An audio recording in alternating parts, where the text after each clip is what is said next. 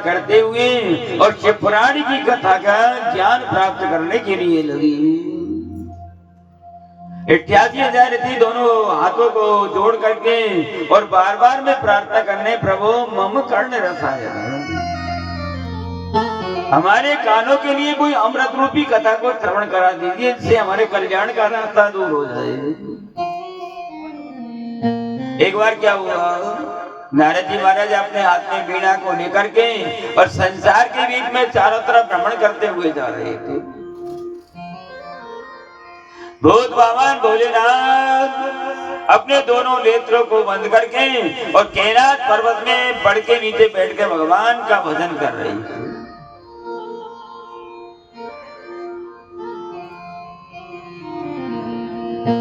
एक रोज नारद जी ने मौका देखा और कैलाश पर्वत में पहुंचे तो कैलाश पर्वत की कैसी शोभा दिखाई देने लगी, जिसमें पीपल के पेड़ लगे हुए, बेलपत्र की झाड़ी लगी हुई और वायु के बीच में पक्षी गुंजार शब्द करने के लिए लगे।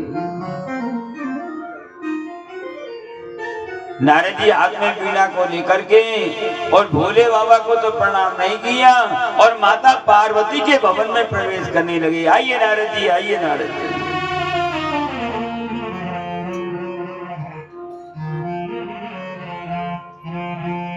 नारद जी ने प्रणाम किया, मैया प्रणाम और माता प्रणाम।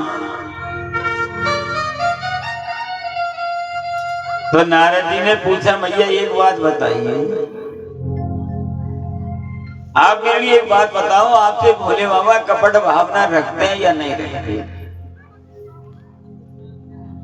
तो पार्वती जी ने कही, ऐसी कोई बात ही नहीं है भाई, ये बात ही कहां जरूरत पड़ गई पूछने की कि नहीं, बताइए कपट रखते हैं या नहीं रखते?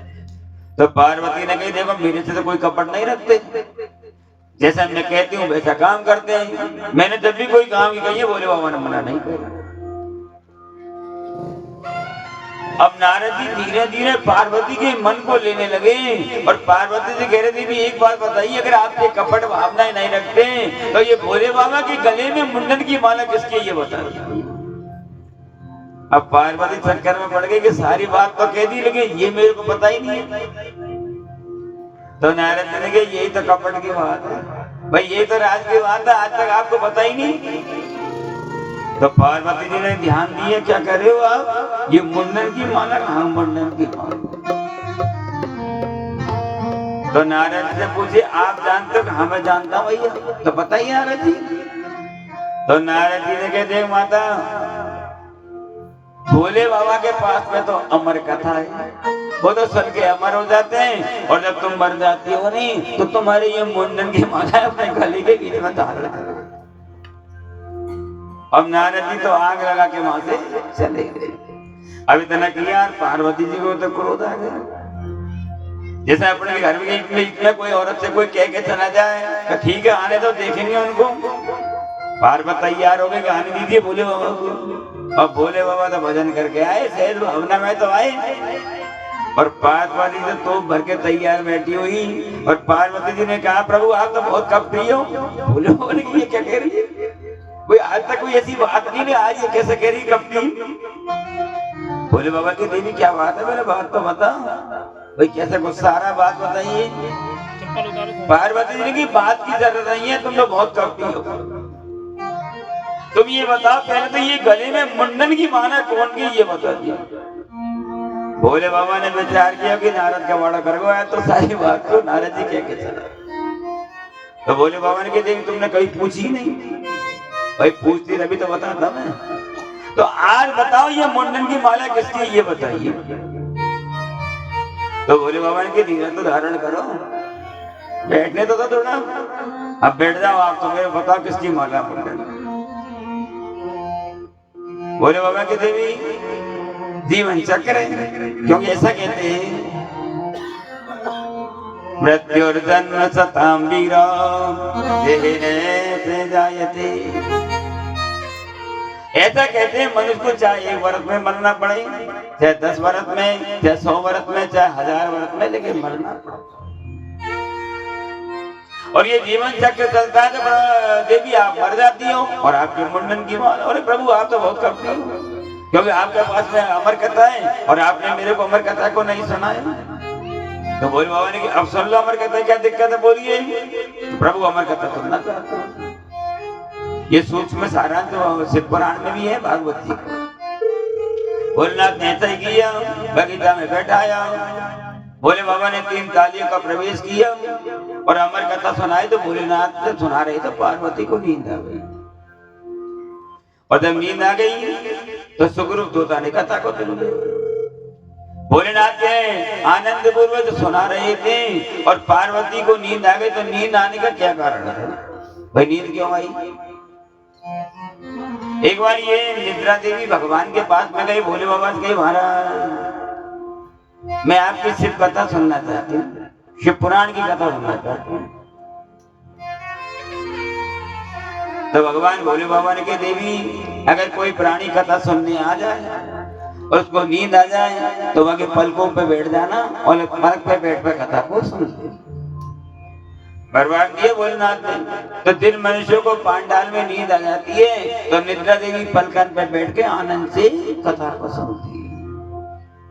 इसलिए पार्वती जी को निद्रा आ गई और भोले बाबा ने अमर कथा को सुना दिया और आनंद पूर्वक शिव पुराण की कथा को सुनाने के लिए।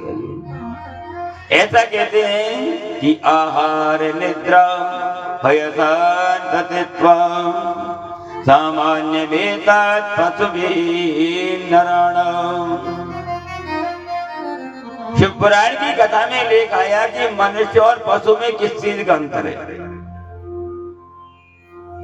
आहार निद्रा मनुष्य भी सहन करता है, पशु भी सहन करता है। निद्रा माने सोना, मनुष्य भी सहन करता है, जानवर भी सोता है। आहार निद्रा भय संततित्व, मनुष्य को भी डर लगता है और पशु को भी डर लगता है। सामान्य वेदात पशु नराणाम्, दोनों एक समान है। लेकिन विशेष क्या बताया कि ज्ञानेन हीनाम् पशुभिः समानाम्। जिन मनुष्य के अंदर ज्ञान नहीं है वो पशु के समान बताया। इस तरह से पुराण की कथा में बताने के लिए लगी। ऋषिगण बार बार में उनसे हाथ जोड़ के कह रहे हैं प्रभु इसमें कितने तो संहिता है, कितने शिव पुराण के बीच में श्लोक है, वो सारी कथा को श्रवण कराइए। उनने बताया कि शिव पुराण की कथा के बीच में 24,000 श्लोक है और इन 24,000 श्लोक के द्वारा शिव पुराण की कथा का निर्माण हुआ, जिसमें 7 संहिताएं, इसके अंदर भक्ति ज्ञान और वैराग्य का समावेश है। 7 संहिता कौन कौन सी है? प्रथम तो विद्येश्वर संहिता है, दूसरी का नाम है रुद्र संहिता, तीसरी का नाम शतरुद्र संहिता, चौथी का नाम कोटि रुद्र संहिता, 5वीं का नाम है पंचम्याम संहितान्येकम्, छठी संहिता का नाम है कैलाश संहिता, 7वीं का नाम वाचवीर्या संहिता ने 7 संख्याओं को लेकर के संहिताओं से लेकर के शिव पुराण की कथा का निर्माण किया। जो छठी संहिता है उसके बीच में कैलाश, भगवान के कैलाश पर्वत की सारी शोभा का उसमें विवरण दिया है। और सातवीं का नाम है वायवी नाम की संहिता। शिव पुराण की कथा बताती है मनुष्य को प्रातः काल जग करके और ब्रह्म मुहूर्त के बीच में स्नान करके ओम नमः शिवाय मंत्र का जाप करते हुए भगवान शंकर के मंदिर में जाकर के भोलेनाथ की आराधना करनी है। भोले बाबा कैसे? कोई आंख को चढ़ा दो, कोई धतूरे को चढ़ा दो, उसी के द्वारा भोले बाबा प्रसन्न हो। जैसे अपन भी तो पूजा करने जाते हैं नंदी मंदिर में, शिवरात्रि है आज और शिवरात्रि के दिन मंदिर में भीड़ रहती है, विशेष खचाखच भीड़ रहती है। अपन थाली लेके गए, नंबर नहीं आया, जल्दी से ऊपर से कहीं जल वंदा दिया, कहीं फूल चढ़ा दिए, कहीं आंख धतूरे चढ़ा दिए, लेकिन भाई से भोले बाबा प्रसन्न हो जाते। अगर कोई बम बम शब्द का उच्चारण कर देता है भाई से भोले बाबा प्रसन्न हो जाते हैं, लेकिन इस तरह शब्द बोलने से पार्वती जी नाराज हो जाती है। बम शब्द का उच्चारण करते पार्वती नाराज होती है और भोले बाबा जब प्रसन्न होने के लिए लग जाते हैं तो वह आनंद पूर्ण भोलेनाथ की आराधना किस तरह करने के लिए लगते हैं। ओ बम भोले बम भोले बम भोले बम बम भोले बम भोले बम बम बम भोले बम भोले बम भोले बम बम भोले बम भोले बम भोले बम भोले बम भोले बम भोले बम भोले बम। यही वो तंत्र है, यही मंत्र है, यही वो तंत्र है, प्रेम से जपे जाए भोले बाबा भोले बाबा भोले बाबा भोले बाबा भोले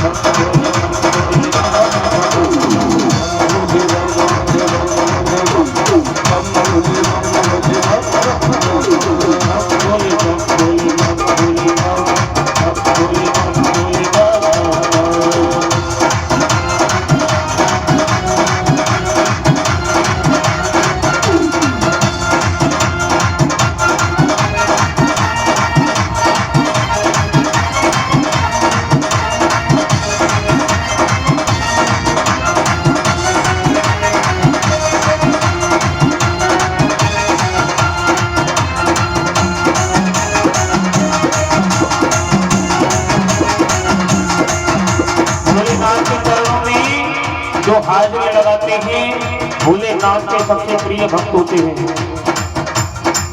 आइए दोनों हाथ पर खड़े करते हैं, मिलकर कहना ओम नमः शिवाय, ओम नमः शिवाय, ओम नमः शिवाय, हरि ओम नमः शिवाय, ओम नमः शिवाय, हरि ओम नमः शिवाय।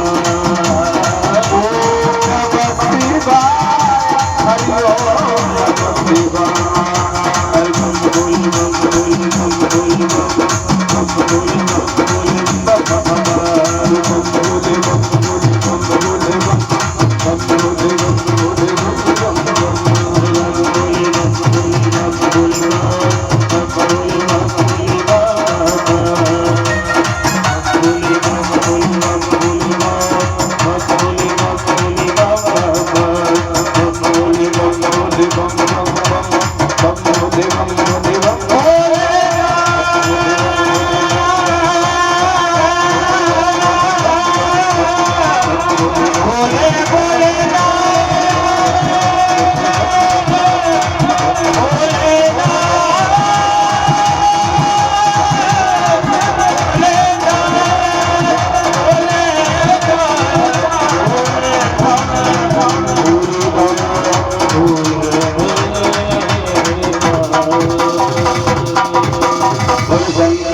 भगवान की जय। नमः पार्वती पते हर हर महादेव। पुराणस्य नाहंती खल तोड़त।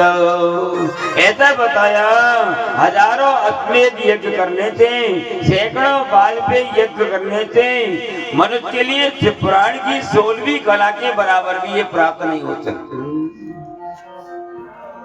सारे संसार के नाशक पालक, संसार के बीच में शंकर भगवान से बड़ा किसी को नहीं बताया, इस तरह कहने की नहीं लगी। बिल्वपत्र की महिमा किस तरह बताने लगी। त्रिदलम त्रिगुणाकार त्रिनेत्रम चतुर्याय त्रिजन्म पाप संगार बिल्वपत्र शिवार्पण। अपने हाथ में बिल्वपत्र को लेकर के त्रिदलम, उसमें 3 दल होते, जिसके ऊपर राम शब्द का नाम लिखे, ओम नमः शिवाय मंत्र लिखे और उसको लेकर के और भोलेनाथ के ऊपर चढ़ाना चाहिए। त्रिदलम त्रिगुणाकारम त्रिनेत्रम चतुर्यायुधम द्विजन्म पाप संगारम बिल्वपत्रम शिवार्पणम। बिल्वपत्र ऊपर चंदन लगा करके और भोलेनाथ के ऊपर को चढ़ाता है, वह मनुष्य के पापों का नाश हो जाता है। ऐसा बताया कि दर्शनम बिल्वपत्रस्य स्पर्शनम पापनाशनम अघोर पाप संगारम बिल्वपत्रम शिवार्पणम। बिल्वपत्र का जो पेड़ होता है, अपन बिल्वपत्र को अपने हाथ में लेकर उसके दर्शन कर लेते हैं। दर्शनम बिल्वपत्रस्य, दर्शन करने से, स्पर्श करने से अघोरा पाप संगार, हजारों वर्षों के मनुष्य के पाप नष्ट हो जाते हैं। शंकर भगवान की 16 तरह की पूजा होती है। कौन कौन सी? पादयो पाद्य, हस्तयो अर्घ, मुखे आत्मनीय, सर्वांगे स्नानीय, वस्त्र गंधम यज्ञोपवीतम पुष्पम धूपदीप नैवेद्य दक्षिणा प्रदक्षिणा प्रार्थना पूर्वकम नमस्करोमि। ये 16 तरह की पूजा से भगवान भोलेनाथ बड़े प्रसन्न होते हैं। आनंद पूर्वक शंकर ऊपर जाकर के कोई 16 तरह की पूजा करता है, वह मनुष्य के हजारों वर्षों के पापों का नाशन हो जाता है। जैसे एक रुई का ढेर होता है कि नहीं, जिसमें एक माचिस की तिलंगी लगा दो, सारा रुई का ढेर नष्ट हो जाता है। यही तरह यदि मनुष्य भगवान का नाम लेता है, भोलेनाथ का नाम लेता है, तो हजारों वर्षों के पापों का नाश हो जाता है। लेकिन पहले भी बताया कि विश्वासम फलदायक, विश्वास जरूर होना चाहिए। आज के युग में मनुष्य को विश्वास नहीं है। पहले भी लता औषधि से इलाज होता था, जड़ी बूटियों से इलाज होता था। पहले भी ये संजीवनी गोली है, नीम गिरो है, तुलसी दल पे खूब इलाज चलता था, खांसी जुकाम बुखार। लेकिन आजकल जब तक डॉक्टर के पास में जांच नहीं होगी, डॉक्टर की दवाई नहीं लगेगी, तब तक मनुष्य का इलाज नहीं हो सकता। नहीं, पहले भी वही मंत्र थे और वही औषधि थी, लेकिन जब से ये कोरोना निकला है, तब से भगवान शंकर की महिमा विशेष बढ़ती जा रही है। आप देखो, शिवालय के बीच में जाकर के देखिए, आप मंदिरों के बीच में कोई काली मिर्च चढ़ा रहा है, कोई काले आप तो यहाँ को टोटका करने वाले गाय का गौमूत्र भी भोलेनाथ पर चढ़ाने लग गए, गाय का गोबर भी चढ़ाने लग गए। ये प्रदीप मिश्रा जी ने जो बताया है टीवी में, वो सारी चीज ले जाके भोलेनाथ के मंदिर में जाकर के और टंटोट का करने के लिए लगी। लेकिन भोले बाबा की कोई फर्क नहीं पड़ता, भोलेनाथ तो बड़े दयालु है। कोई भोलेनाथ के ऊपर आग चढ़ाओ, कोई धतूरा चढ़ाओ, उसी से भोले बाबा प्रसन्न हो जाते हैं। भोलेनाथ के लिए नियम बता दिए, किस तरह जैसी भावना होती है उसमें पूजा हो जाती है। जो जैसी भावना लाया वो वैसा ही फल पाया, जो जैसी भावना लाया वो वैसा ही फल पाया, जो जैसी भावना लाया वो वैसा ही फल पाया। गा दिया संसार भोले बाबा ने, सुना दिया संसार भोले बाबा ने कर दिया माला माल वाले ने लुटा दिया भंडार काशी वाले ने लुटा माला माल भोले बाबा ने कर दिया माला माल काशी वाले ने।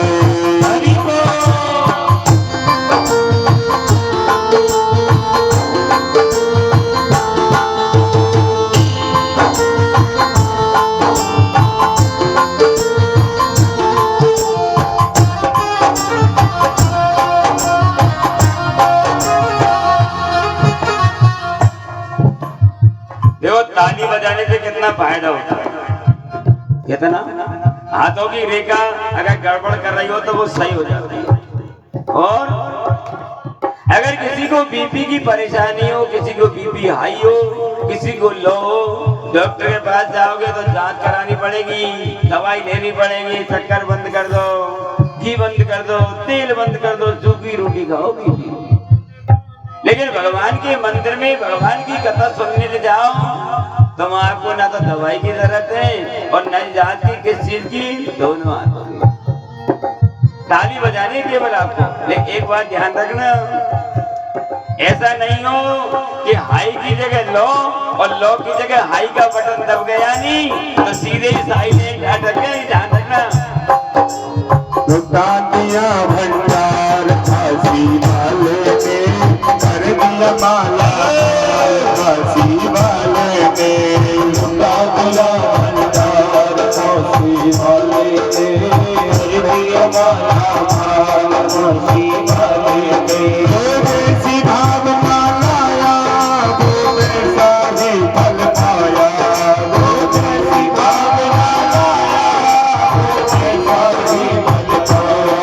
कहीं खाली उसे लुटाया वो मन ही मन हर्षाया, कहीं खाली उसे लुटाया वो मन ही मन हर्षाया। काशी वाले ने लुटा दिया भंडार काशी वाले ने कर दिया माला माल काशी वाले ने लुटा दिया भंडार काशी वाले भोले।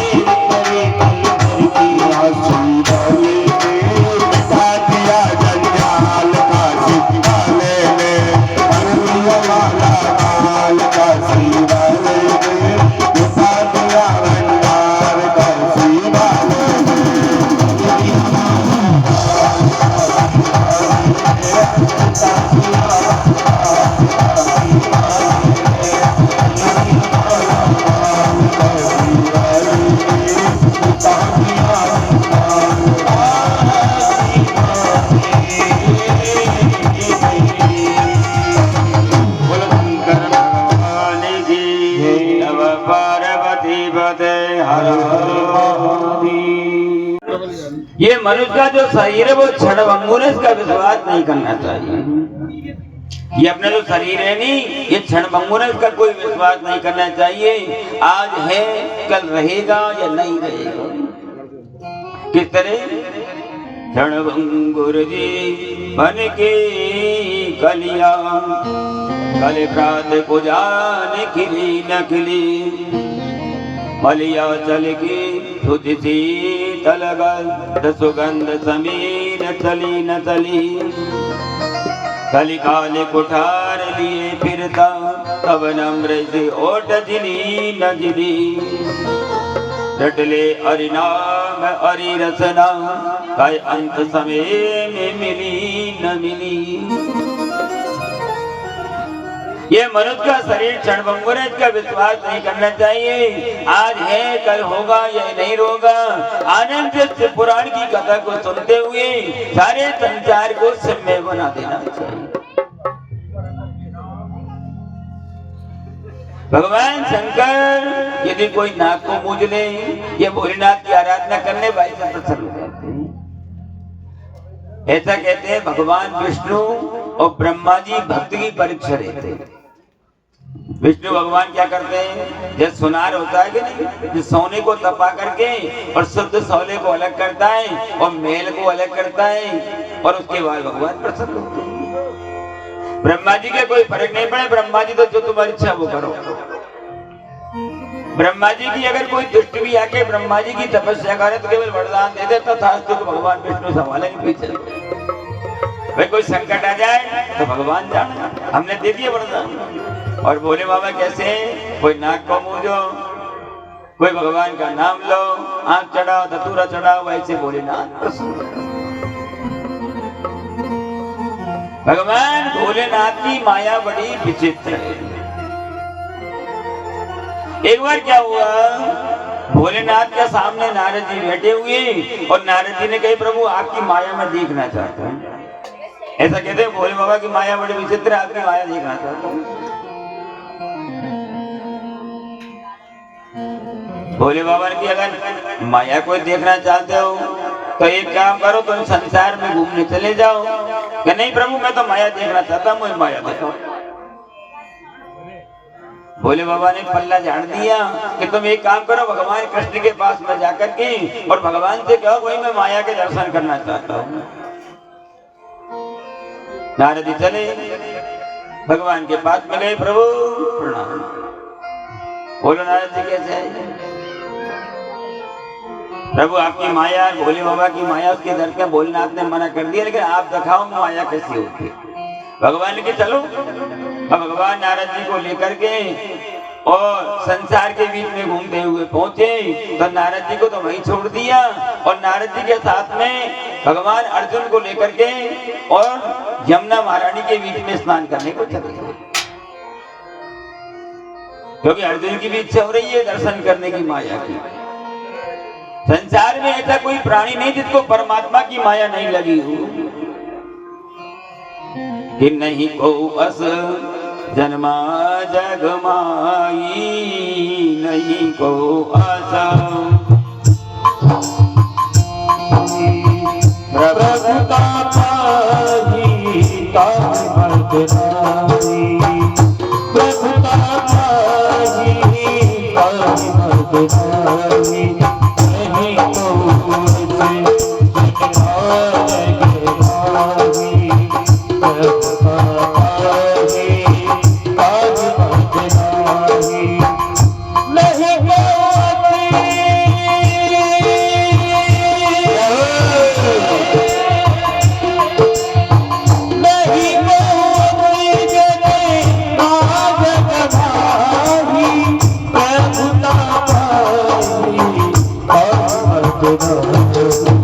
संसार में ऐसा कोई प्राणी नहीं जिसको परमात्मा की माया नहीं लगी हो। भगवान अर्जुन को लेकर यमुना नदी में स्नान करने के लिए प्रवेश कर गए। अब जैसे ही डुबकी लगाई जल में, तो अर्जुन ने क्या देखा, सामने सुंदर नगर को देखा और नगर के बीच में अर्जुन प्रवेश करने लग गए, नगर को देखने के लिए चले गए। और जैसे ही अर्जुन जा रहा था तो उस नगर में क्या हुआ, नगर का राजा मर गया। तो मंत्री ने कह दिया कि हथनी के गले में सूंड के बीच में माला को दे दो, जिसके गले में वरमाला को पहना देगी उसको राजा बना दिया जाएगा। ठीक है, इधर तो अर्जुन जा रहे थे और सामने से हथनी आ रही थी, और जैसे अर्जुन आया, अर्जुन के गले में फूलों की माला को अर्जुन को राजा चलो अब इसको लेके पहुंचे तो मंत्री ने कह देखो राजन बात सुन लो, आप नहीं नहीं राजा हमारे नियम सुन लो यहाँ के। क्या बोलो भाई? हमारा एक नियम है, अगर राजा मर जाएगा तो रानी को जिंदा जलना पड़ेगा, और रानी मर जाएगी तो राजा को जिंदा। ठीक है, नहीं गद्दी बैठ गई, बड़ा आनंद आ रहा है। अब एक दिन ऐसा आया कि पहले वाली रानी मर गई, तो मंत्री ने कहा तैयारी कर लो। राजा से कही तैयारी, तो अर्जुन की भी किस बात की कि आपसे पहले ही बता दिया, अगर राजा मरेगा तो रानी को जिंदा जलना पड़ेगा, और रानी मरेगी तो राजा को जिंदा। तैयारी करो। अर्जुन चक्कर में पड़ गया, कहाँ राजा बने, अब तो संकट आ गए प्राण बचाने के लिए। तो अर्जुन ने मंत्री से कहा भाई एक मौका दे दो, जैसे कोई को फांसी हो जाएगा नहीं तो एक मौका मिलता है, कोई इच्छा है क्या इनकम तेरी कि एक मौका? तो ठीक, मंत्री ने कह दिया एक मौका, जो तुम्हारी इच्छा वो कर लीजिए, विचार कर लीजिए। तो अर्जुन ने देखा अपने प्राणों को बचाने के लिए यमुना महारानी में भगते हुए जा रहे, प्रभु बचाइए प्रभु बचाइए प्रभु बचाइए। और जैसे जल में से निकले तो भगवान सामने आगे, क्या हुआ अर्जुन? कि प्रभु प्राण बचाइए मेरे को। भगवान ने कहा क्या हुआ? कि महाराज राजा तो बन गया लेकिन जलाने को तैयार हो गई। तो भगवान ने कहा यही तो मेरी माया है, तुम माया देखना चाह रहे हैं तो यही मेरी माया। इसलिए कहते हैं संसार में ऐसा कोई प्राणी नहीं जिसको परमात्मा की माया नहीं लगी।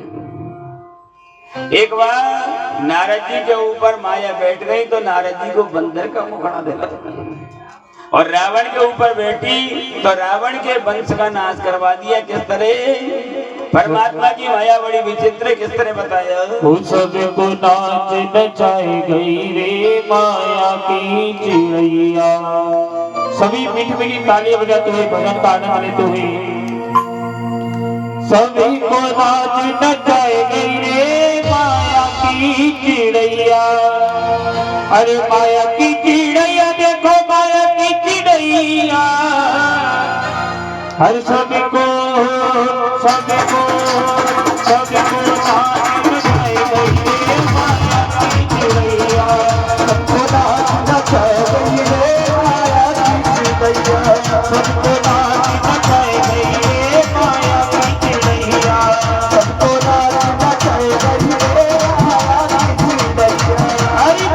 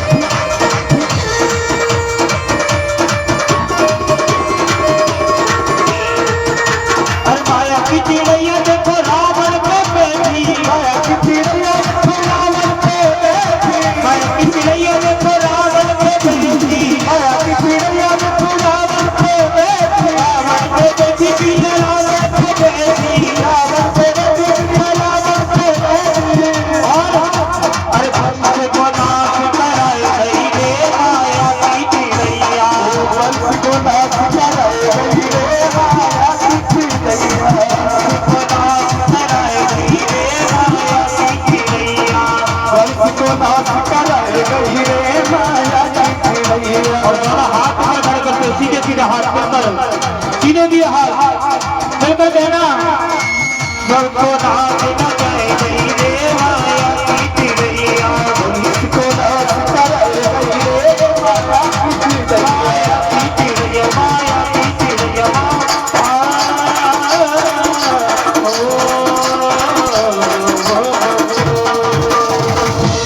शंकर भगवान की जय। नमः पार्वती पते हर हर महादेव। जन्मांतर के प्राणी के पुण्य एकत्रित हो जाते हैं, इससे पुराण की कथा और से भगवान के परिवार की प्रतिष्ठा कराने का मौका मिलता है। हर एक आदमी के भाग्य की बात नहीं है जिसके भाग्य का उदय होता है। जन्म जन्मांतर के प्राणी के पुण्य एकत्रित हो जाते हैं, तब से पुराण की कथा और शंकर भगवान की प्रतिष्ठा कुआं निर्माण कराने का मौका मिलता है। कितनी पीढ़ी काम लेती है। पहले के पुरखा कुआं का निर्माण क्यों करते थे? कितने आदमी जलपान करेंगे और उनका नाम चलेगा फलाने का कुआं, भैया भोला की कोठी है, उसकी कोठी है। ये मंदिर का निर्माण किसने करवाया? भोला ने करवाया। शंकर भगवान के परिवार का निर्माण। हमारे परिवार यजमान परिवार का भाग्य का उदय हो गया। आज देखिए आप जो शंकर भगवान की प्रतिष्ठा के बीच में रुचि रख रहे हैं, क्योंकि ऐसा कहते हैं ये निंदन भक्तारा कथा सेवां सुवासिनी भवन्ते शुकनाम सत्वा दुःखम जन्मं सतम हिने। भगवान शंकर की यदि कोई प्राणी निंदा करता है, शिव पुराण की निंदा करता है, उसको 100 जन्म तक कुत्ते की योनि में जाना पड़ता है।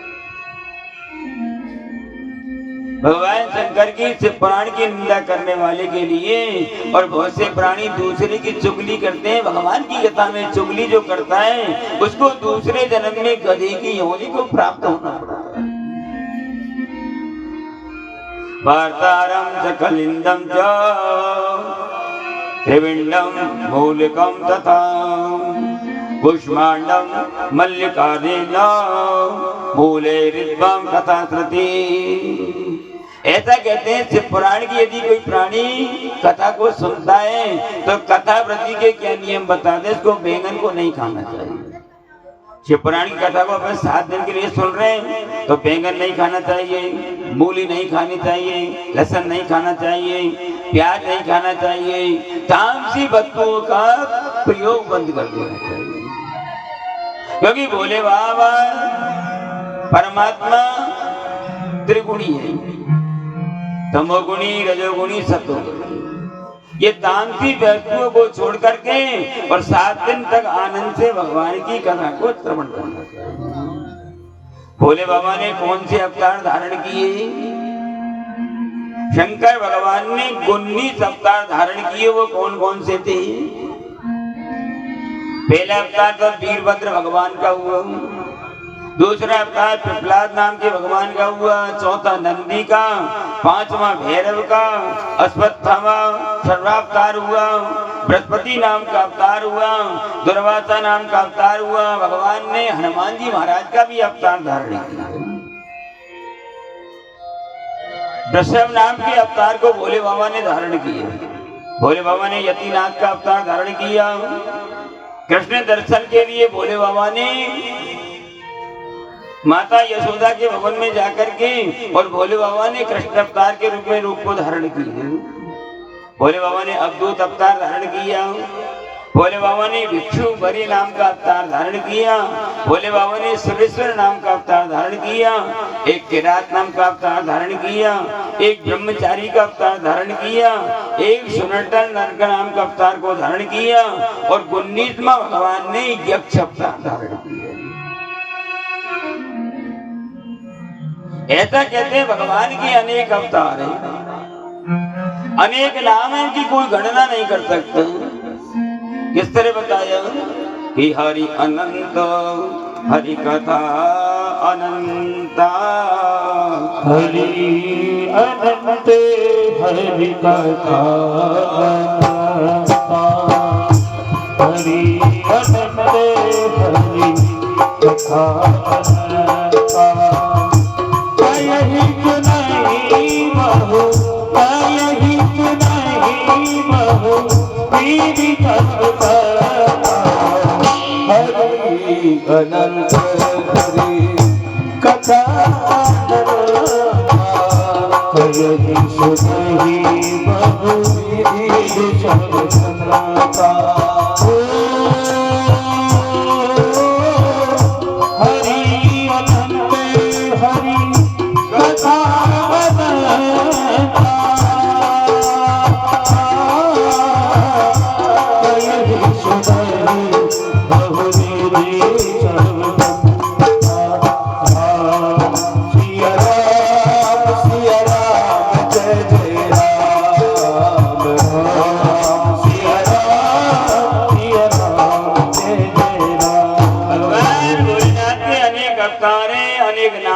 को गणना नहीं कर सकता।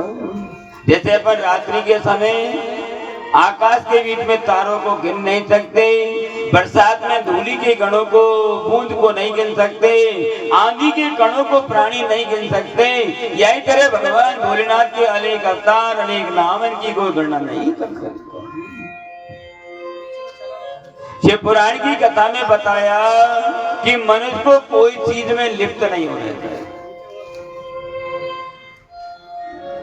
एक भौरे की तरह। जैसे भौरा होता है कि नहीं, अब ये भौरा क्या करता है, जंगल में उड़ना चाहता है, उड़ने के लिए जाता है और जाकर के एक कमल के पुष्प के ऊपर भौरा बैठ जाता है,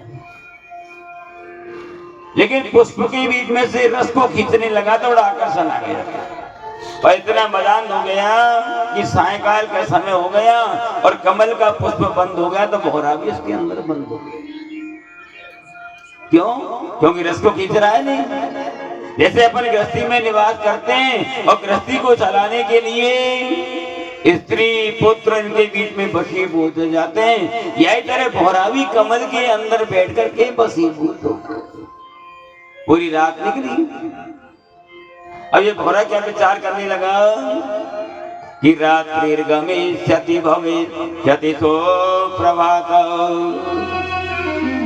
वच्वानवेक्षति हते क्षति पंकज श्रिय। कमल के अंदर भौरा बैठा हुआ है, जबकि भौरा चाहता तो लकड़ी को भी काट सकता, वो तो कमल के फूल थे, लेकिन भौरा तो आकर्षण हो गए रस को खींचने के बीच में और क्या विचार करने लगा कि रात का समय निकल गया है, प्रातःकाल सूर्य भगवान निकलेंगे और ये कमल का पुष्प खिलेगा और मैं यहाँ से उड़ करके जंगल में चला जाऊंगा।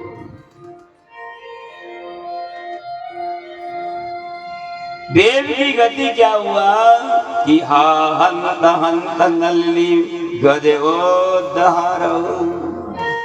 भाई में एक हाथियों का झुंड जंगल में जलपान करने के लिए जा रहा था और जिस कमल के ऊपर बैठ करके भौरा प्रार्थना कर रहा था तो हाथी ने क्या किया, अपनी सूंड को उठा करके और वो कमल के पुष्प को तोड़ करके मुखारविंद में पान कर गया और भौरे की मृत्यु हो गई। यही तरह से मनुष्य को किसी चीज में लिप्त नहीं होना चाहिए। किस तरह बताया, एक बार गाय के गोबर के ऊपर एक कीड़ा पड़ा हुआ और एक संत ने विचार किया इसका कल्याण करना चाहिए, इसका कल्याण होना चाहिए और उसको उठा करके और फूल के ऊपर रख दिया। इतने में पुजारी आया, बगीचा से फूल तोड़े और सारे फूलों को तोड़ करके और सुंदर माला को बनाया और माला बना के भोलेनाथ के ऊपर चढ़ा दिया। जब पूजा पूरी हो गई तो पुजारी ने क्या किया, फूल को उठाया और उठा करके उसको कचरे में डाल दिया। भवरे की दशा हो गई है। गोबर के कीड़े में से भवरे को निकाला संत ने और फूल पे बैठाया, क्यों? उसका कल्याण करने के लिए। और वही फूल भोलेनाथ के गले में माला बनकर के चढ़ गया और उस पुजारी ने माला को उठा करके उसको जमीन में डाल दिया। तो कैसी दशा बन गई? भवरे ने फुलाया फूल फूल को ले गया राजकुमार। भवरे ने खिलाया फूल फूल को ले गया राजकुमार। भवरे ने खिलाया फूल फूल को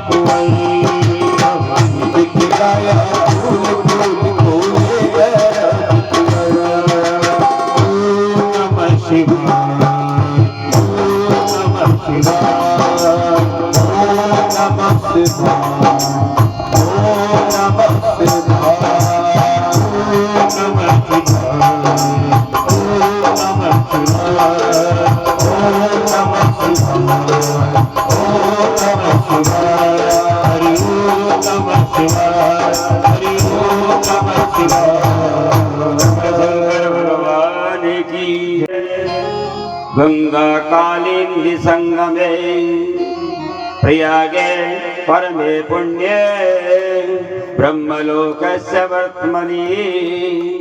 एक बार व्यास जी महाराज कह रहे हैं, प्रभु ब्रह्मलोक के बीच में जो मार्ग बना हुआ है, जिसके बीच में गंगा यमुना नदी का संगम है और वहां के जाकर के बड़े संत महात्मा भगवान की तपस्या करते हैं, उस लीला के चरित्र को मेरे लिए श्रवण कराइए, उस कथा को हमारे लिए श्रवण कराइए। उस कथा को सुनने से हमारे लिए ज्ञान का उदय होगा, ज्ञान अर्जित होगा, ऐसी कथा को श्रवण कराइए। तो क्या बताया कि तावत् सर्वाणि क्षेत्राणि विवदन्ते महीतले यावत् सत्य पुराणम ये निर्देशन्ते महीतले।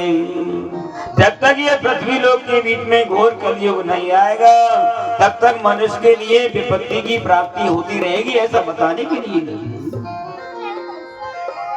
व्यास जी महाराज कह रहे ऋषियों, ऐसा कहते हैं कि शिव ही सत्य। क्यों? कि सत्यम शिवम सुंदर। भगवान शंकर का नाम सत्य में, इसलिए सत्य में संसार जानवर के और आनंद से भोले बाबा की तपस्या करनी चाहिए। भाई भगवान की जो कथा है, शिव पुराण को कैसे श्रवण करें, उसकी जो विधि हमारे लिए बता दी। व्यास जी ने क्या बताया? भाई पूरब काल के बीच में एक पाराशर नाम के ऋषि थे, जिनके पुत्र थे व्यास जी महाराज। अब व्यास जी महाराज सुंदर नदी के किनारे जाकर के तपस्या कर रहे थे और तपस्या करते हुए उन्होंने क्या देखा, उसी नदी के किनारे पर सनत कुमार नाम के ऋषि आ गए। अपने आसन से उठे, उनको प्रणाम किया।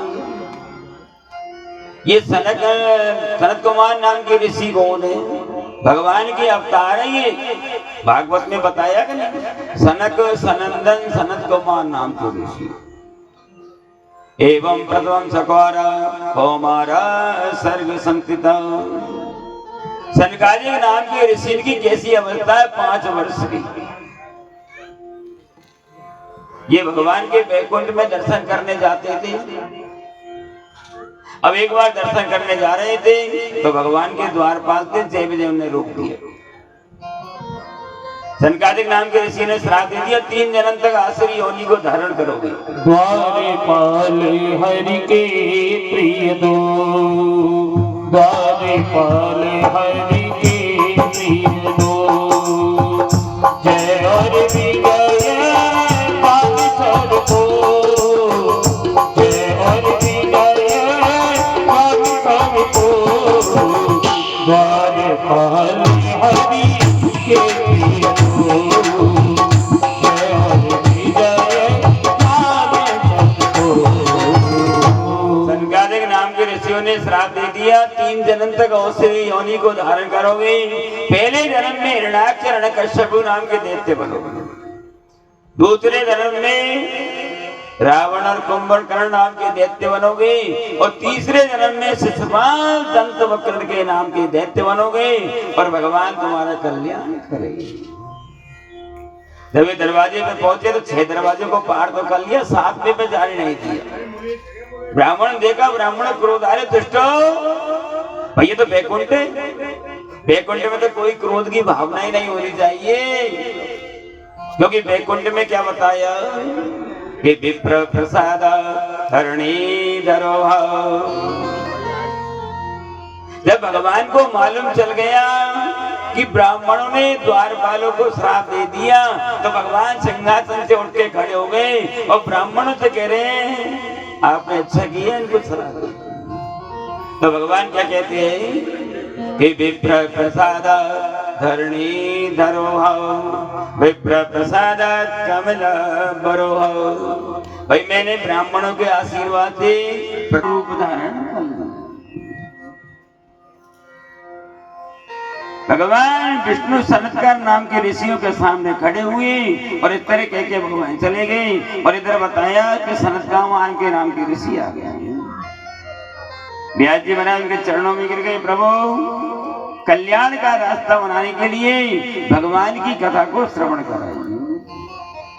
उन्होंने बताया देखो सौनक नाम के ऋषियों ऐसा कहते हैं कि मनुष्य का जो परम धर्म क्या है वो सारी कथा को आप श्रवण करना चाहिए कि धर्म क्या चीज है और अधर्म क्या चीज है।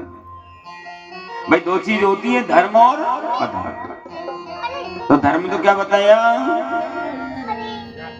कि परहित सारे घर में नहीं भाई, पर समय नहीं अधमाई, परहित सारे से घर में नहीं भाई, पर समय नहीं अधमाई।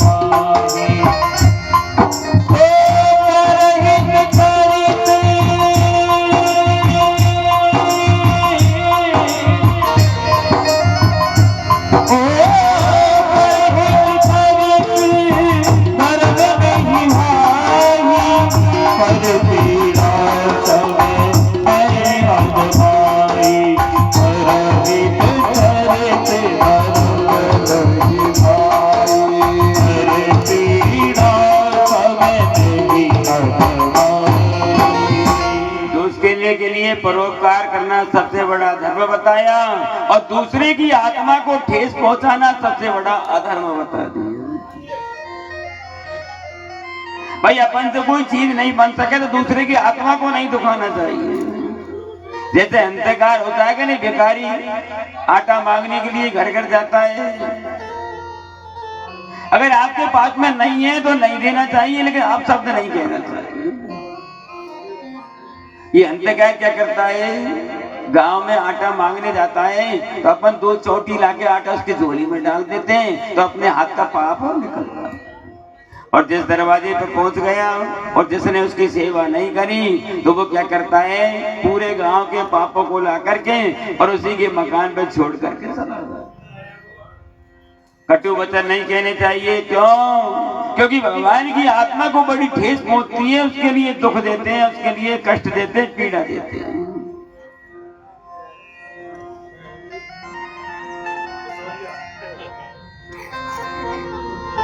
एक बार नारद जी ने कही, प्रभु मैं संतों के दर्शन करना चाहता हूं और संत दर्शन मैंने कर लिए तो संत दर्शन से क्या फायदा मिलता है ये बताओ। नारद जी ने भगवान से कही, प्रभु संत दर्शन से क्या लाभ होता है? भगवान ने कही, नारद एक काम करे नहीं तुम, तो बोलो महाराज कि तुम ऐसे करो, मनुष्य लोक में चले जाओ और वह मनुष्य लोक में जाओ तो एक नाली के कीड़े के पास में चले जाना, तुमको संत दर्शन के लाभ मिल जाएंगे। नारद जी लेके कीड़ा चले और जैसे मनुष्य लोक में नाली के किनारे गए थे, कीड़ा को देखा और नारद जी के रूप के दर्शन किए नाली के कीड़े ने, और जैसे ही दर्शन किए नाली के कीड़े को रूप को तो छोड़ दिया और सुंदर बछड़ा का रूप धारण किया। फिर भगवान के पास आए, प्रभु संत दर्शन के लाभ बताइए। भगवान की वहां चले जाओ मनुष्य लोग और वो बछड़े से पूछ रहे ना। नारद जी फिर घूम के आए और बछड़े के सामने जैसे ही नारद जी गए और नारद जी ने बछड़े को अपना रूप दिखाया और बछड़े ने बछड़े के रूप को तो छोड़ दिया और सुंदर राजकुमार का रूप धारण किया। भगवान जी कही, महाराज दर्शन तो बताओ कि उसी राजकुमार से जाके पूछिए। और फिर राजकुमार के पास में आए तो राजकुमार ने कही, महाराज मेरी बात तो सुनो, आप पूछ रहे हो संत दर्शन के लाभ। पहले में एक नाली का कीड़ा था और आप संत थे और मैंने जैसे आपके दर्शन किए तो वो बछड़े का रूप बन गया और बछड़े के रूप में आपके दर्शन किए तो मैंने सुंदर राजकुमार का रूप धारण कर लिया। तो संत दर्शन के यही लाभ है क्या कि संत हृदय नवनीत समाना, संत हृदय नवनीत समाना, परस परस उदास समाना।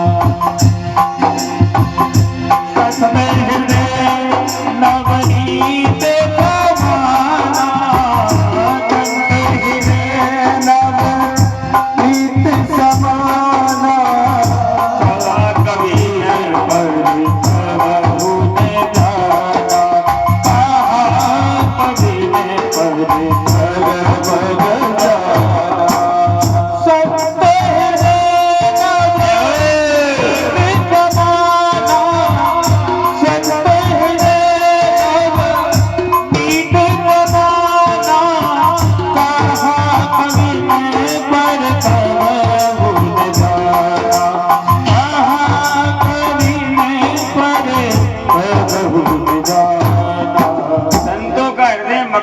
समान होता है। जैसे मक्खन पिघल जाता है यही तरह संत महात्माओं का हृदय भी पिघल जाता है। भागवत में बताया जिस समय के बीच में दासी पुत्र नारद जी संत बाबाओं को देख रहे थे बालक लोग। ये नारद जी महाराज भागवत में बता रहे हैं अपने पूरे जन्म की कथा। किनको? व्यास जी को। क्योंकि व्यास जी ने 6 शास्त्र पुराण बनाए लेकिन व्यास जी के मन को शांति नहीं मिली। नारद जी आ गए तो व्यास जी के महाराज मन को शांति तो नहीं मिल रही है। आज का युग है मनुष्य को शांति नहीं है। चाहे 1 करोड़ रुपए हो जाए तब भी शांति नहीं है। एक मकान में 4 मकान मंजिल बन जाए तब भी शांति नहीं है। एक गाड़ी नहीं 5 गाड़ी हो जाए तो भी मनुष्य को शांति नहीं है।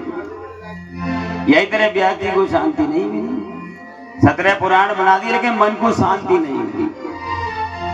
नारद जी कहे महाराज कोई शांति को रास्ता है? नारद जी के देखो मेरी बात सुनो ध्यान से, बोलो महाराज कि पहले के जन्म में मैं दासी का पुत्र था। अब मेरी मैया क्या करती, एक ब्राह्मण के घर जाती दासी का काम करती थी। अब एक दिन ब्राह्मण के भवन में 2, 4, 5 संत बाबा आ गए तो ब्राह्मण की प्रभु मैं सेवा करूंगा, चतुर्मास यही करो, 4 महीना यही के। ठीक है भैया। अब क्या करते हैं, मेरी मैया क्या करती है, उन संत बाबाओं की सेवा करती है। अब मैं तो छोटा सा बालक था, तो मेरी मैया के साथ साथ मैं भी चला जाता। जैसे गांव में नौतो आए कि नहीं, तो छोटे छोटे बालक है, मैया हम भी चलेंगे, जिम भी हम भी चलेंगे, क्या करें, मैं भी चला जाता। अरे संत महात्मा जब पत्तल में भोजन कर लेते नहीं, तो उनकी जो छोटी मोटी झूठन बचती उसको मैं खा लेता। अब एक दिन क्या हुआ, मेरी मैया वहीं बैठी और मैं भी वहीं बैठा हुआ। तो मैंने कहा बाबा बाबा मैं महात्मा बनूंगा। नारद जी ने कही उनसे बालक रूप में, कौन से महात्मा से मैं महात्मा बनूंगा। मैया ने सुनी कि अरे लाला क्या कह रहा हो, तुम महात्मा बनेगा। अब मैया के नेत्रों में जल की धार बह रही है, बाबा मेरा तो एक ही बेटा है, बाबा मत बना दीजिए, मेरी कौन देख रेख करेगा, मेरा तो एक ही लाला है। अब ये रुदन करे तो बाबा ने कहा तू चिंता मत करे, हम महात्मा नहीं बना रहे, तेरा बेटा कह रहा हूँ महात्मा बनने का। नहीं बाबा तुम्हारे हाथ जोड़ू, बाबा मत बना। अब नारद जी हट पकड़ गए, बालक रूप में तो थे। नारद जी ने कहा मैं तो महात्मा बनूंगा, महात्मा बनूंगा। जैसे भगवान कृष्ण बालक रूप में नहीं कहे नहीं मैं चंद्र खिलौना लूंगा, चंद्र खिलौना लूंगा, तो हट पकड़ लेते। क्योंकि बाल रूप और स्त्री हट, एक तो बाल हट होता है, एक स्त्री हट। स्त्री हट भी ऐसा ही होता है। अगर स्त्री हट जाए नहीं कि नहीं तू इसके नहीं जाएगा तो नहीं जाएगा, और जाएगा तो हमेशा का फंदा कट जाएगा, ध्यान रखना। इसलिए बाल हट और स्त्री हट दोनों एक ही समान। कई ने क्या कही, दशरथ जी से कही के नहीं, कई ने दशरथ जी से कही कि तुमको राम की सौगंध है क्या, कि 14 वर्ष का वनवास। स्त्री हटने आ गए, मैया बैठी, महात्मा ने कहा चिंता मत कर। अब ये महात्मा जा रहे तो नारद जी तो बैठ गए, नहीं महात्मा बनूंगा। तो नारद जी को समझाया बेटा घर में मैया बाप की सेवा करना यही सबसे बड़ा पुण्य का काम है। महात्मा जी किस तरह समझा रहे थे कि माता पिता की सेवा तू कर ले रे नादा, जैसा कर्म करेगा वैसा फल देगा भगवान। जैसा कर्म करेगा फल देगा भगवान। पिता की सेवा तू कर ले रे दादा, पिता की सेवा तू कर ले रे दादा। जैसा कर्म करेगा वैसा फल देगा भगवान। जैसा कर्म करेगा वैसा फल देगा भगवान।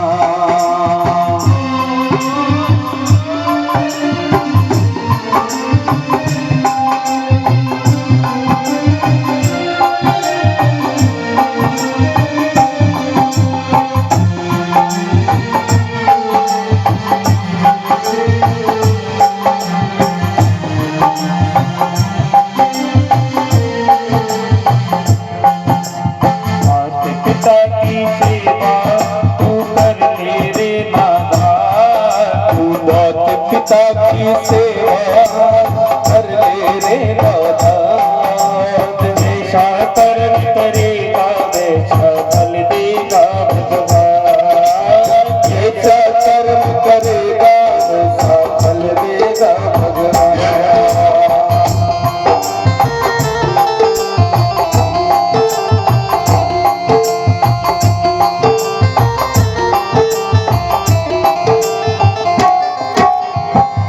एक था बेटा प्राणों से प्यारा, एक था बेटा प्राणों से प्यारा। अंधे के माता पिता हिम्मत बहारा। एक था बेटा प्राणों से प्यारा, अंधे के माता पिता हिम्मत बहारा। हर कांधे पे उनको हर कांधे पे उनको हिंदुस्तान। ऐसा कर्म करेगा वैसा फल देगा भगवान।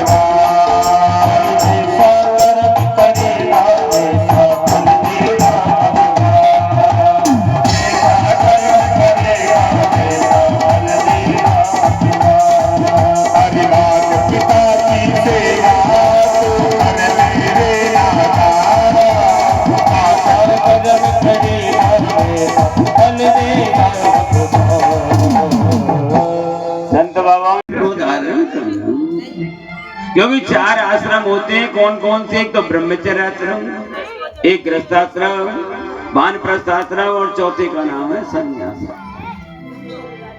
लेकिन चारों आश्रमों में सबसे बड़े आश्रम का नाम है गृहस्थ आश्रम, जिसके बीच में अपने माता पिताओं की सेवा करना, जो भी कोई अतिथि आ जाए, गुरुदेव आ जाए, उसका मान सम्मान से सेवा करना, ये सबसे बड़ा गृहस्थ धर्म बताया है।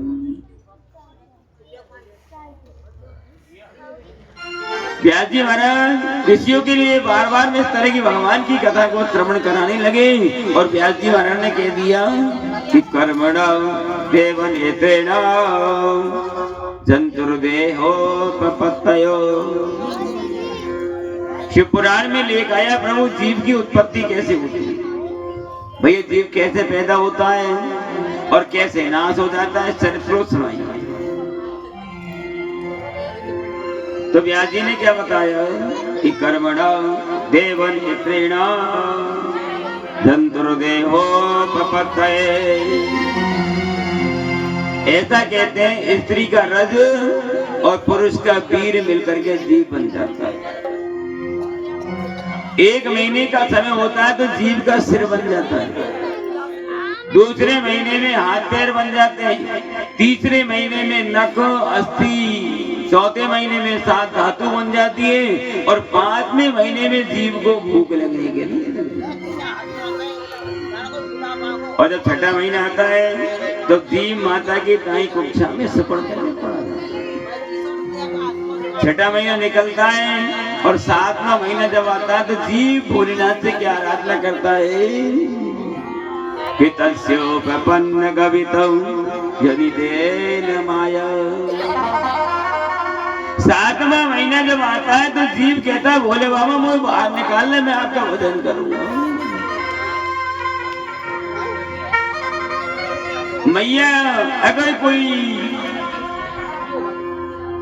नमकीन तीखी वस्तुओं को खा लेती है तो उसके शरीर में वेदना होती है, लेकिन कष्टों को सहन करके पड़ा रहता है।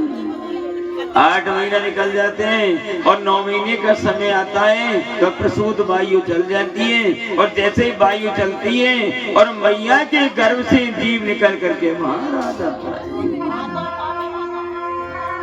और जैसे जीव पैदा हुआ तो घर में थाली बज रही है, बेटा पैदा हो गया, बेटा पैदा हो गया। भगवान से जो कौल करार करके आता है कि मैं आपका भजन करूंगा तो भगवान की माया में लिप्त हो गया। पौगंड अवस्था निकल जाती है, बाल्य अवस्था निकल जाती है और बाल्य अवस्था निकलने के बाद में युवा अवस्था आ जाती है। बालकपन तो माँ बाप के घर में खेलने कूदने में खाने पीने में निकल जाता है और जवानी गाय में निकलती है गृहस्थ धारण करने में, मकान बनाने में, जमीन इकट्ठी करने में, पैसा इकट्ठा में जवानी निकल जाती है। और फिर क्या आता है? बुढ़ापा। सबको आना बुढ़ापा, तो हमको भी आना, आप सबको आना। तो बुढ़ापे में कैसी दशा हो जाती है? मुखार बिंद पे झुर्री पड़ जाती है और कंठ से आवाज आने लगी। और ये बूढ़ा व्यक्ति जब घुरघुर सवाल आवाज आती है और ये घर के बीच में थूकने खकार करने लग जाता है तो बेटा की बहू कह रही है अपने पति से, पति देवता, और पति देवता लाखों रुपए को तो मार्बल लगवाया और दुष्टिया बूढ़े बाबा ने थूक थूक करके सारे मार्बल का सत्यानाश कर दिया। एक काम करो, मेरी बात मानो, खेत में झोपड़ी बना दो भाई, खाट पड़े दो, कटोर रख दो भाई, थूकेगा पल्ले पर जो करना वो इसी में करो। अब बूढ़े व्यक्ति ने विचार किया मेरी सारी जिंदगी बर्बाद कर दी इन दुष्टों के लिए। बेटाओं को 1 मकान, 2 मकान, 3 मकान, पैसा, गाड़ी, सारी व्यवस्था करी और आज मेरी कैसी दशा बन रही है बुढ़ापे में कि आया बुढ़ापा जब वही बेरी हट पटक गई पौड़ी में, हर तरह के लोग लग गए, फर्क पड़ गया बोली में। आया बुढ़ापा जब वही बेरी हट पटक गई पौड़ी में, हर तरह के लोग लग गए, फर्क पड़ गया बोली में।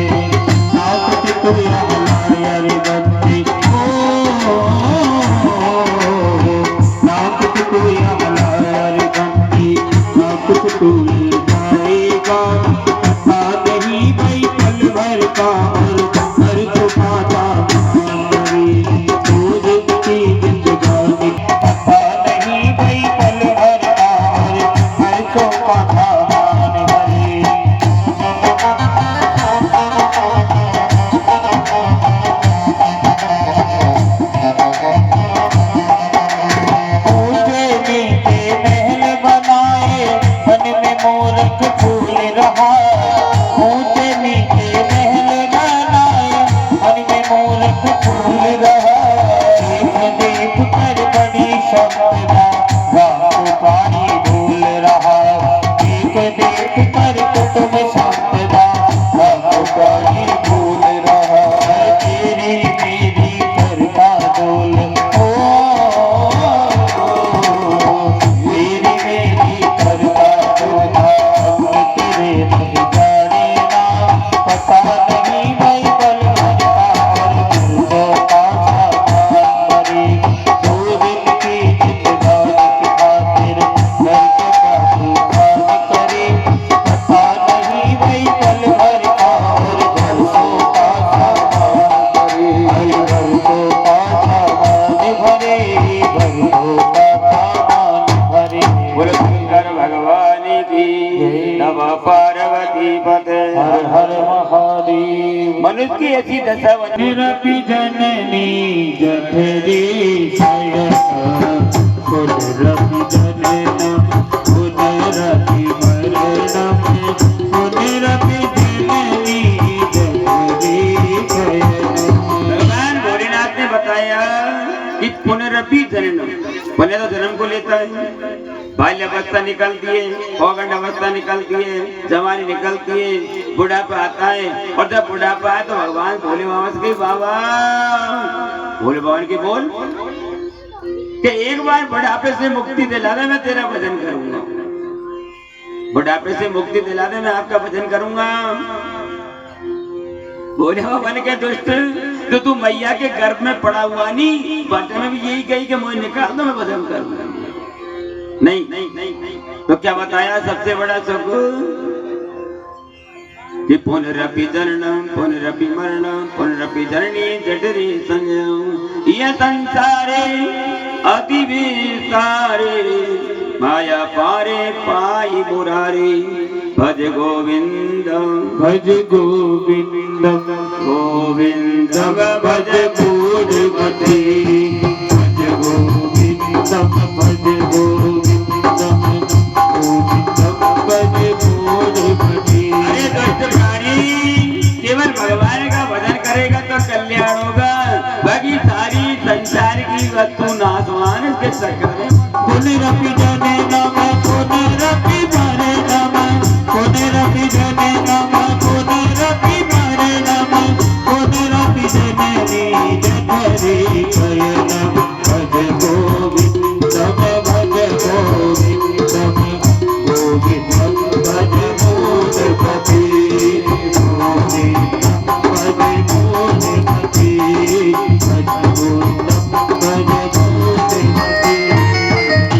पुराण में बताया, उसको समझा रहे भैया, केवल भगवान का भजन कर कल्याण होगा, अंतर संसार में सब नाशवान है। ये सारी स्वार्थ की प्रीति है। ये बेटा नाती पोता मकान जायदाद सब स्वार्थ के तो है। अगर बेटा को पैसा नहीं है तो क्या किया डोकरा ने, न कोई मकान बनाया, न कोई जमीन, न पैसा का कोई काम करिए, न कुछ भी घर मान लिया। तो कोई कहे कि नहीं, अरे तू दे बड़ी बड़ी बात कर रहा, तूने मकान नहीं बनाया, काई गिरा तू रे। इसलिए कहते हैं कि सुर नर मुनि जन के ये रीति। स्वार्थ लाग करहि सब प्रीति। सुर नर मुनि जन की यह रीति। स्वार्थ लाग करहि सब प्रीति। सुर नर मुनि जन की यह रीति। सुर नर मुनि जन की यह रीति। स्वार्थ लाग करहि सब प्रीति। स्वार्थ लाग करहि सब प्रीति। संसार में सारी स्वार्थ की प्रीति लगी आ रही है, लेकिन संसार में कोई किसी का नहीं। एक छोटा सा दृष्टांत याद आ गया कि संसार में कोई किसी का नहीं है। एक बार क्या हुआ महाराज, यह शिक्षा बाट है कि नहीं, प्रेमापुरा गांव, और डोंगरी वाला बालाजी है। तो बालाजी का बाबा बड़ा खतरनाक है, गए कि नहीं बालाजी पे, तुमको तो फेंक दे ताम जाता ढोला बोला एक सहज भावना में आदमी पहुंचो बन के बाबा राम राम राम राम धंधा के पड़े एक दिन को 2 दिन को बाबा ने दे रोज फोन दबड़ को रोज ना जाए तो बात धीरज के बेटा बोल कैसा आज कि बाबा दर्शन कर गया वो आप अब्बा ने देखी बढ़िया चकाचक बाबा को टिक्कड़ बढ़ाया बाबा तो खूब बढ़िया माल हुआ तो सख्त बैठ गए तो बाबा ने के बेटा तो घर क्यों जाए नहीं रह नहीं आ रहा बाने की या सेवा करवा झाड़ू पोछा करवा मंदिर में बाने की तुम तो बाबा जी हो क्या हाँ बाबा जी तो है और मैं तो गृहस्थी हूँ जो हम क्या करे बोल तू गृहस्थी है तुम बाने के देखो मैं गृहस्थी हूँ मेरे स्त्री भी है बेटा भी है नाती पोता है तो बाबा जी ने के चक्कर में मत पड़े कोई को नहीं है ऐसे कैसे बोल मामा सब है मेरा पूरा परिवार है भरियो परिवार तो महात्मा जी ने के तू परीक्षा करना चाहेगा तो बाबा ने की एक पुड़िया दो तेरे लिए में एक काम कर जो रात को कमरा में भोजन कर दो और भोजन करके एक लोटा जल में पुड़िया को घोल लीजो और तू पी जाए जो ऐसा हो जाएगा तू मर गो लेकिन तू मरेगा नहीं बाहर के देख बाबा चक्कर नहीं पड़ जाए अभी तो छोटे छोटे में ब्याह करूंगा सब काम करूंगा खा चक्कर नहीं बिल्कुल नहीं मरेगा मेरी चिंता अब ये आदमी सेहत भाव में बेचारा सीधो बढ़िया ले घर गए घरवाड़ी में भोजन बना दिए बढ़िया भोजन कर लिए और बाबा ने कही दो पुड़िया को घोल और पानी को पीगो और खाट में सोओ ऐसा होगा तो मरो मरा नहीं लेकिन मर गया अब क्या हुआ साहब पूरी रात निकली सुबह 4 बजे की आदत पड़ रही चाय पीने की तो घरवाड़ी आवे चाय को गिलास लाके और कह भाई ओजी चाय पी लो उठ जाओ चाय पी ले अब बातें जैसे वो पहुंची कमरे में और बानी की ओजी चाय पी लो ओजी चाय पी 2-4 बार कह दी तो औरत ने विचार करे और दिन तो एक बार कह रही नेक सी जे में जग जावे आज का चक्कर पड़ो मेरे पति क्यों नहीं जग रहे 2-4 बार कहीं झंझोड़ा दिए जब पति नहीं बोले तो चाय को गिलास तो हाथ में से गिर गया और रो रही है आए मेरा पति आए मेरा पति आए मेरा पति बेटा आ गए नाती आ गए वो भी रोने लगी मैं क्या चक्कर पड़ गए वो गाँव वाले भी आ गए तो गांव वाले ने पता नहीं कब रात को मेरे सोते अपन कहेगा नहीं कि रात में सोते रहेगो भैया तो गांव का ने कहीं अंत समय आ गया को चलो कोई बात नहीं अब इसकी क्रिया करो सारे सामान को मंगा लिया अब वो मनुष्य की लाश भवन के अंदर थी दरवाजे पे औरत रो रही है हाय मेरा पति हाय मेरा पति हाय मेरा पति अब गांव के ने कि इसको निकालो बाहर ले चलो शमशान घाट पे ले चलना है अब जैसे दरवाजे पे लाए तो दरवाजा छोटा पड़ गया और वो मनुष्य की लाश दुगनी हो गई गांव के ने गले कोशिश करी कभी उल्टा करे कभी सीधा करे लेकिन निकलने में नहीं आया कभी दरवाजा छोटा पड़ गया अब औरत तो रो रही और 2 आदमी बात कर रहे भैया क्या करना चाहिए तो एक ने की करवे की क्या जरूरत है सीधा काम है या तो मकान को तोड़ लो दरवाजे या को निकाल लो और नहीं तो हाथ पैर ने काटो या निकालो बाहर कैसे निकालेंगे अब ये तो बात कर रहे और औरत रो रही है मेरा पति यार मेरा पति अब रोती रोती कह रही है गांव वाले हो मेरी बात सुन लो मेरा पति तो मर गया या तो वापस नहीं आएगा मेरे मकान के दरवाजे को नुकसान नहीं हो या हाथ पैरों को काट के बाहर दरवाजे को नुकसान नहीं होना चाहिए चाहे हाथ पैर काट के बाहर निकाल लो इतने में महात्मा जी आ गए और महात्मा जी ने जैसे चल के छिड़के दिए और वो सामने खड़ा हो गया कहो बेटा तू तो यूं कह रहा सीधा शांत है मेरे स्त्री है बेटा है नाती है कि क्या कह रही है तेरी घरवाली क्या कह रही है हाथ पैर काट के बाहर निकाल लो इसलिए कहा कि सुर नर मुनि जन के ये रीति शरत लाग करही सब प्रीति सुर नर मुनि सबकी यही रीति शरत लाग करे सब प्रीति सुर नर मुनि जन की यह रीति सुर नर मुनि जन की यह रीति शरत लाग करही सब प्रीति शरत लाग करही सब प्रीति शंकर भगवान की नव पार्वती पते हर हर महादेव। देखो कितना अच्छा मुहूर्त रहा है शिव पुराण का ये कथा का कितना अच्छा मुहूर्त है, शिव पुराण का मुहूर्त है, प्रतिष्ठा। इसमें आज भागवत जी का नारियल मिला है छोटी बहू से। सत्यनारायण जी गुजर के यहाँ 1.25 लाख महामृत्युंजय भागवत जी का नारियल मिला है। 9 मार्च से 16 मार्च तक भागवत उनके यहाँ। तो ये भी भाग्य की बात मानो, ऐसा मुहूर्त मिलना जिसमें भगवान की कथा का नारियल मिल जाए। नव पार्वती पते हर हर महादेव। व्यास जी वो महात्मा जी समझा के चले गए, इसलिए कहते हैं, क्या कहते हैं कि नर तेरा चोला रतन अमोला बिरथा खो गए माती रे। हरि नर तेरा चोला रतन अमोला